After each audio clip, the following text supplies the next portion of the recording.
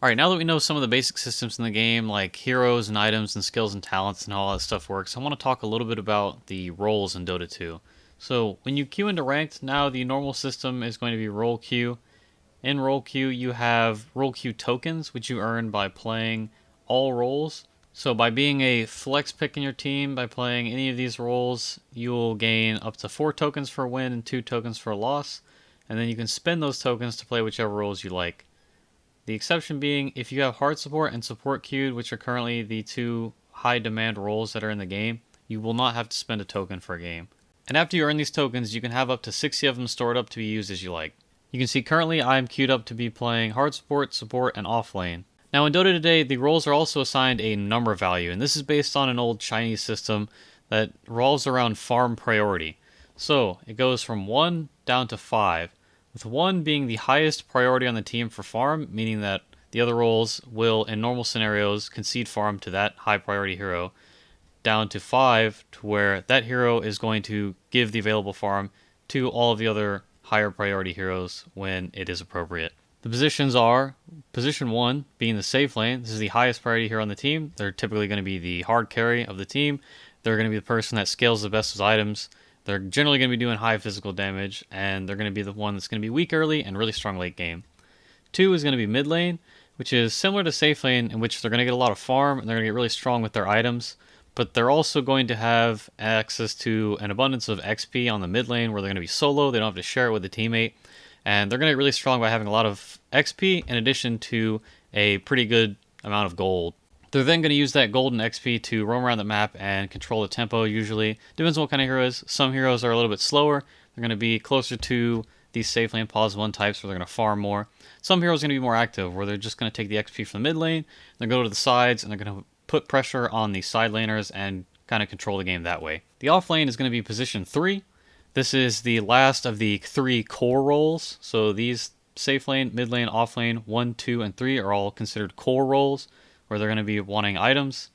The off lane is different in that they're going to be the role that kind of struggles the most in the game. So historically, they've been in lanes that are really hard for them. They're going to be making their way through the game with as few items as possible. They're just going to be relying mainly on their XP that they get in lane, and then usually 1 crucial item or like 2 small items in order to make their plays. The offlane is also generally the role of the initiator. They're going to be the ones that are jumping in and starting the fights for your team usually. But teams are pretty flexible, so that's not always the case. Getting into the support roles, you have position 4, which is the support or the soft support. Position 5 is the hard support. These two roles play pretty similarly, the main difference being where they're placed out on the map, so the offlane or the safe lane. The offlane support is generally going to be kitted more towards being able to roam around the map and generate kills to set up good opportunities to fight people, whereas the hard support is going to be a little bit more protective. They're going to be the one that's going to be able to protect their safe lane from dying and making sure that he has enough space to be able to play and to farm and to get his items so that he can scale well into the late game. And again, going from top to bottom, safe lane, 1, highest priority, 2 is mid, 3 is off lane, 4 is soft support, 5 is hard support, being the lowest farm priority. So when we go into game, what it's going to look like is usually your 1 and your 5, your carry and your hard support are going to be duoed together in your safe lane, which for the Radiant is in the bottom lane, so here, and for the Dire is going to be the top lane.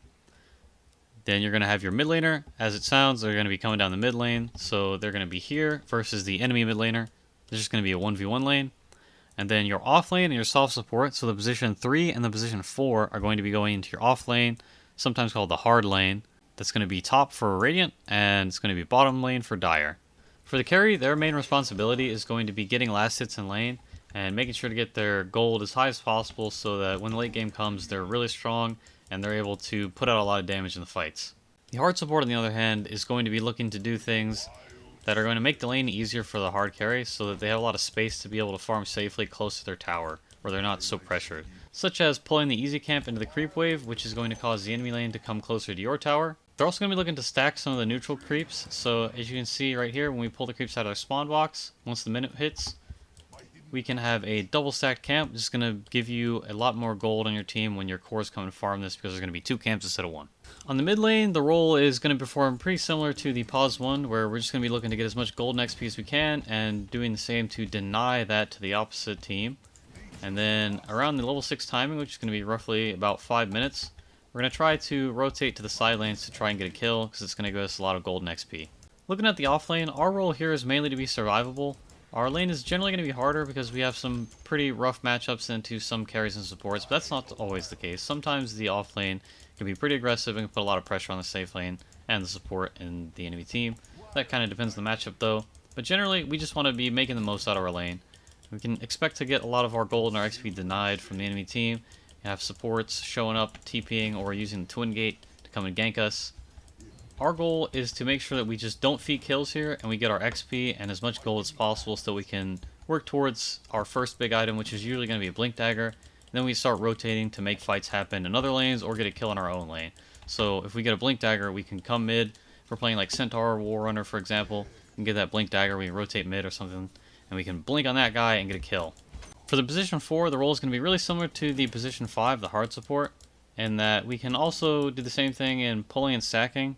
So if our creep wave was coming up here, we can hit this hard camp, we can pull it into our wave, which is going to cause the enemy creep wave, instead of meeting right here, it's going to come a little bit further down into the lane, it's going to meet a little bit closer to our tower, it's going to be safer for our off lane to farm here. We also have the ability as the position 4 support to stack camps just like the position 5, so the triangle is usually a good example here. We can pull the creeps out, and then once the minute comes, if the creeps are outside of the spawn box, we'll get a second camp on each. So here we got some mud golems, and here we got some of these ice trolls. This is going to just generally give us a big gold boost to our team. The position 4 is also another good role that's really good at ganking lanes. So for example, we can rotate, use our Smoke of Deceit item to remain concealed. We can come to the mid lane and we can do a little gank on this mid guy, maybe get some golden XP for our mid laner, set him up, and put our enemy cores at a disadvantage. Now this is generally how the 5 different farm priorities work in Dota 2. Some other important things to note are that the position 4 and the position 5 are generally going to be backliners in the fights. They're going to want to be sitting far away from the enemies, and they're going to be casting their spells as many times as possible before they die to get the most value out of their hero, because that's where their value comes from, is the spells. The position 3 is going to be generally your initiator. They're going to blink in usually, and they're going to have a stun to incapacitate the enemy team, which is going to set up for your other guys to come in and deal damage, and hopefully get a kill before the enemy can get any of their spells off. The position 2 is going to be sort of an in-between role that functions as a mix between the pause 1 and the pause 3, where they're going to have items, they're going to be strong, they might scale with attack damage, or they might get some spell amp and just general mobility and utility. They're going to be really excellent at killing enemy heroes. And then the pause 1 is going to be a hero that's going to get a lot of items, and they're going to scale really hard, generally with physical attack damage. They're going to be the main damage throughput of your team. So your support's going to set up some additional stuns, your 3 is going to stun, and your 1 and your 2 are going to come in and do damage. The 2 is generally going to be the tempo controller of the game, depending on what hero they're playing. This can also be the 3.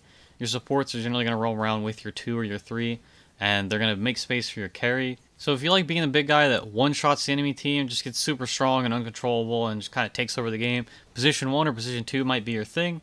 Position 2 is really skill-based. You don't have a teammate, so your mid lane is just going to be you versus one guy. It's all on you. If you mess it up, it's your fault. You got to know the matchups. You got to be a really well-skilled player to be able to succeed as a mid laner.